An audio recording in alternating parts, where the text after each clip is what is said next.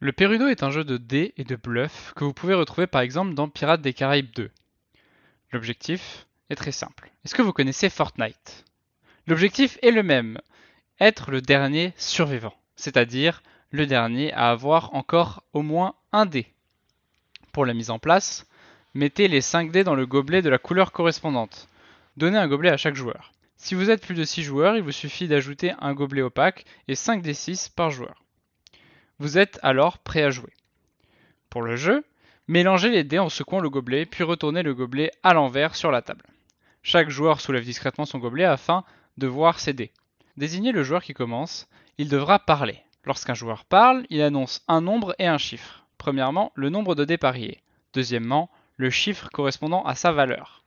Le joueur pariera sur la totalité des dés présents sur la table. Un exemple, si le joueur annonce 5-4, il parie qu'il y a au moins 5 dés de la valeur 4 sur la table. C'est ensuite au joueur suivant de parler.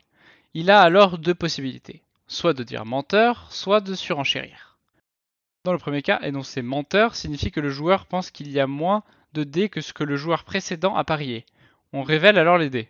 Dans l'exemple précédent, si le joueur dit menteur, il pense qu'il y a 4 dés, 4 ou moins. S'il a raison, le joueur qui a menti perd un dé. Sinon, c'est le joueur qui a dit menteur qui perd le sien. Dans le second cas, le joueur surenchérit. Il augmente la valeur du dé en conservant le nombre de dés. Ou il augmente le nombre de dés avec la valeur de son choix. Dans notre exemple, le joueur peut alors annoncer 5-5 ou bien 5-6 ou alors encore 6-3 par exemple. Une fois qu'une personne a perdu un dé, c'est la fin de la manche. Tous les joueurs relancent alors leur dé et celui qui a perdu son dé commence à parler. Si un joueur perd tous ses dés, il est éliminé et c'est au joueur suivant de commencer à parler. Les pacos. Les pacos sont les symboles de tout camp remplaçant le chiffre 1 sur le dé. Ainsi, si vous avez des dés normaux, le paco sera le 1. Les pacos sont considérés comme des jokers, c'est-à-dire que lorsqu'un joueur parie une valeur de dé, le paco prendra cette valeur. Par exemple, si le joueur annonce 5-4, les pacos seront considérés comme des 4. Lors de la phase de surenchère, le joueur peut décider de parier en paco. Le nombre seuil de dés correspond au dernier nombre de dés annoncé divisé par 2 arrondi au supérieur. Dans notre exemple, le joueur ne peut pas parier en dessous de 3 pacos.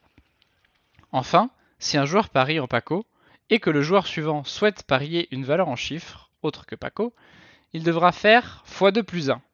Par exemple, si le joueur parie 3 pacos, le joueur suivant pourra alors annoncer au minimum 3 x 2 plus 1, soit 7 dés d'une valeur au choix. Attention, on ne peut pas commencer par les pacos. L'exact. À n'importe quel moment de la partie, un joueur qui n'est ni le joueur qui vient de parler, ni celui qui doit parler, peut annoncer exact. Il parie alors que le nombre de dés est exactement le même que celui annoncé. Par exemple, si un joueur dit exact sur un 5-4, il parie qu'il y a exactement 5-4. On révèle alors les dés.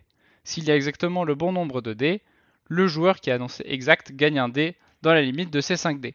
Sinon, il perd un dé. Un exact met fin à la manche, et c'est au joueur qui a annoncé l'exact de commencer à parler.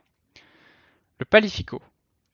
À chaque fois qu'un joueur tombe à un dé, la manche suivante sera un palifico. Dans cette manche, les pacos ne sont plus considérés comme des jokers. De plus, personne ne peut changer la valeur du dé.